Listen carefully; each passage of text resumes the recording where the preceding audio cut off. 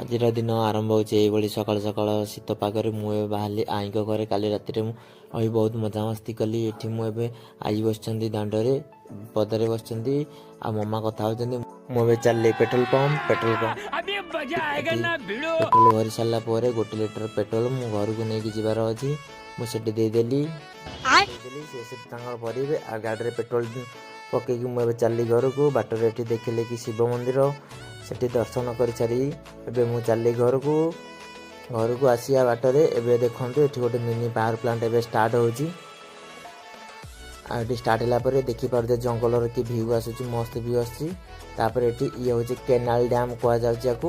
Canal ଡ୍ୟାମ୍କୁ cross କରିସାରି ମୁଁ ଏବେ ଚାଲିଲି ଘରକୁ ଯିବା ବାଟରେ ମୋତେ ଏଠି ଦର୍ଶନ ଦେଉଛନ୍ତି ଶ୍ରୀ ବଜରଙ୍ଗବଲୀଙ୍କ ମନ୍ଦିର।